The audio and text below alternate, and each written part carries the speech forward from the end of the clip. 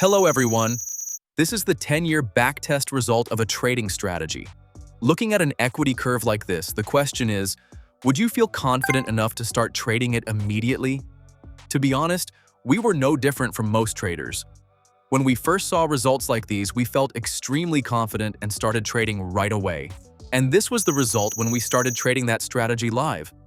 In contrast to what the backtest suggested, the outcome was absolutely terrible in the real-time trading. And here is another 10-year backtest result. The question remains the same. Based on these numbers alone, would you trust this strategy enough to start trading it? And here is the live trading result. In contrast to the previous example, this strategy performed very well in real market conditions, delivering stable performance and closely matching what the backtest had suggested. So what is the difference? And how can we achieve consistent results in real-time trading? The answer comes down to backtesting, forward testing, and sample size. Imagine you backtest a strategy using data from 2016 to 2025. During that process, you continuously adjust parameters, modify entry and exit rules, and do everything possible to achieve a smoother equity curve, lower drawdown, and higher profits. The problem is that all of the data from 2016 to 2025 is known data. Even without realizing it, repeatedly optimizing on the same dataset can lead to overfitting. In other words, the strategy gradually becomes tailored to what already happened in the past instead of learning how to adapt to what may happen in the future. As a result, the backtest may still look excellent, but the strategy's true edge may not be as strong as the numbers suggest. And that's exactly why the portion of data you have never seen before, for example, from 2025 to 2026, often becomes the period where the strategy starts to struggle. It's not because the market suddenly changes completely, it's because the strategy has been optimized too heavily for the 2016 to 2025 data. Once it enters a new period, the conditions it was effectively trained on may no longer appear as frequently. And to help New Horizon remain more stable in the future, we didn't stop at simply optimizing the backtest. Instead, we applied this exact approach, using one portion of the data to build the strategy, then keeping all settings unchanged and testing it on a completely unseen period of market data. And now, let's take a look at the complete setup used for this backtest. All parameters were kept unchanged throughout the testing process to ensure the results reflected the strategy's actual performance, rather than being continuously adjusted to produce a better-looking equity curve. While watching the video, we hope you find the content helpful and valuable. If you enjoy the video or have any feedback, suggestions, or ideas you'd like to share, we'd really appreciate hearing from you. Feel free to leave a comment below. Your feedback helps us create better content for the trading community. For this study, we used January 1st, 2016 through January 1st, 2025 as the backtesting period to build and evaluate the strategy. We then kept all settings unchanged and tested the strategy on the forward testing period from January 1st, 2025 to the present. And here are the backtest results. The first thing that stands out is that the strategy generated over $323,000 in net profit, while keeping the maximum drawdown around $18,700. This indicates a relatively healthy balance between return and risk. The strategy also achieved a profit factor of 1.24. While this may not seem exceptionally high, that's actually a positive sign. Rather than producing an unrealistically perfect equity curve, it reflects a more realistic and sustainable trading edge over a long period of time. Now let's take a look at the forward test results from January 1st, 2025 to July 15th, 2026 through a period, consisting entirely of market data that was never used during the development and optimization process. This is arguably the most important part of the evaluation. While the backtest shows how the strategy performed in the past, the forward test reveals whether that edge can actually survive when exposed to new market conditions. And here are the results from the forward testing period of more than 1.5 years, covering January 1st, 2025 through July 15th, 2026. What's particularly interesting is how well the strategy maintained its performance. The profit factor came in at 135, almost identical to the 124 achieved during the backtest. while generating more than $106,000 in net profit in just 18 months.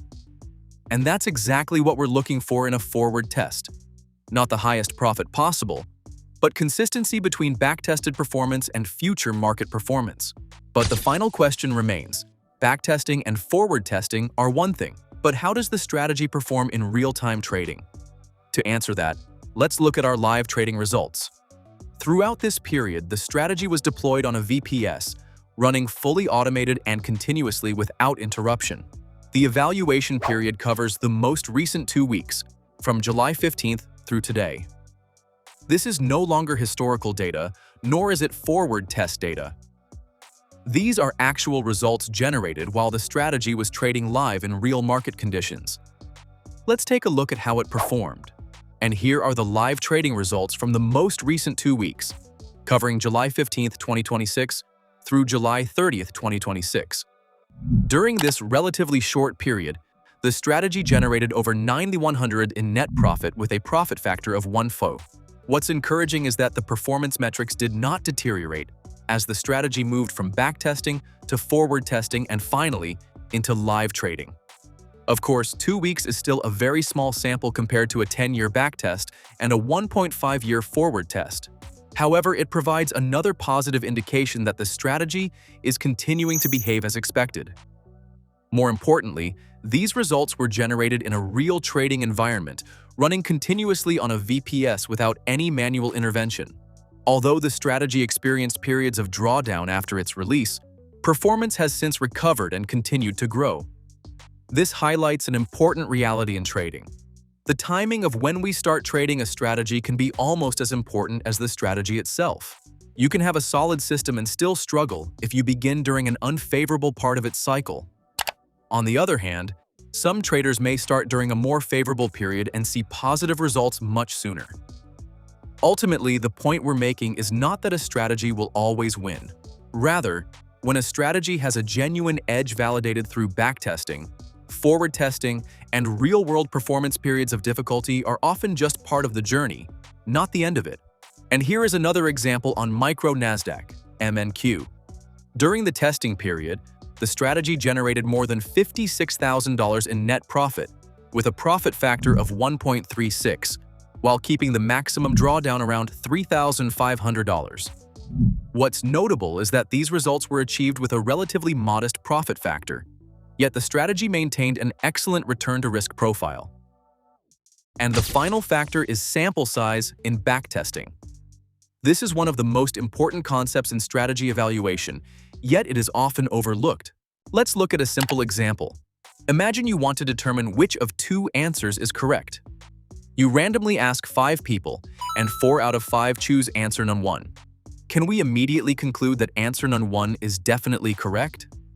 The answer is no, because a sample of 5 people is simply too small. Now, imagine you take those same 2 answers and ask 55 more people, and this time 50 of them choose answer number 2. At that point, you would begin to realize that your original conclusion may have been wrong. Not because the first 5 people intentionally gave incorrect answers, but because the original sample was too small to represent the bigger picture. Similarly in trading, when many traders see a backtest like this, their attention immediately goes to numbers such as 400,000 net profit, 2.0 profit factor, 62% win rate, and only 5,000 a drawdown. But the first number we look at is something else. Total trades = 50. With only 50 trades, it's very difficult to determine whether we're looking at a genuine edge or simply a favorable market period. Now compare that to this result. The net profit is still 400,000, but the profit factor has dropped to 1.30 instead of 2.0. If we looked only at profit factor, many traders would consider this a less impressive strategy. However, there is one massive difference. 15,546 trades. That is why we would often trust a strategy with a 1.30 profit factor and 15,146 trades more than a strategy with a 2.0 profit factor and only 50 trades. In trading, confidence usually comes from sample size, not from the most attractive statistics. Now take a look at this.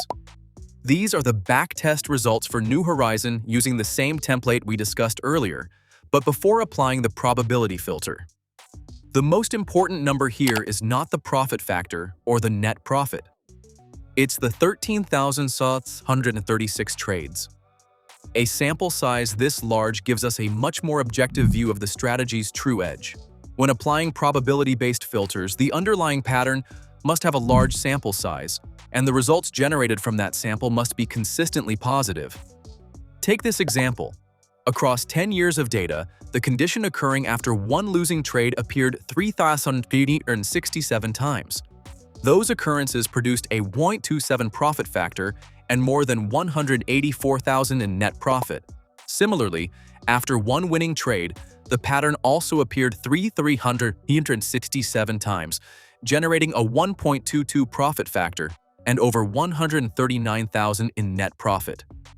The key point is not whether the winning streak or losing streak performs better. The key point is that both patterns occurred thousands of times while still maintaining a positive edge. That is what gives us confidence to incorporate these conditions into the strategy's probability filter. And after applying these probability filters, we arrive at the exact results you saw earlier in this video. However, the most important takeaway is not about New Horizon or the profit numbers themselves. It's about learning how to evaluate a backtest properly. Many traders are naturally attracted to beautiful equity curves, high profit factors, and impressive returns. We were too. But over time, we realized that a strategy's reliability rarely comes from its most attractive statistics. It comes from how many trades it has been tested on, how many different market conditions it has survived, and whether those results can still hold up on data that was never seen during development. We're not trying to prove that New Horizon is the best strategy. Instead, we hope that whether you trade New Horizon or any other system, this video gives you another perspective for evaluating trading strategies. Because in the end, the most important question is not how impressive a backtest looks. The more important question is this backtest truly reliable enough to deserve our confidence? If this video encourages you to ask that question before trading a strategy, then we believe it has achieved its purpose. Join the ninZaFamily forum to stay connected, ask questions, and explore ideas with our team and other traders. There's a lot more waiting for you inside. Links in the description. Thanks for watching until the end. If you found this video helpful, don't forget to hit the like button, subscribe to our channel, and ring the bell icon so you don't miss our latest content.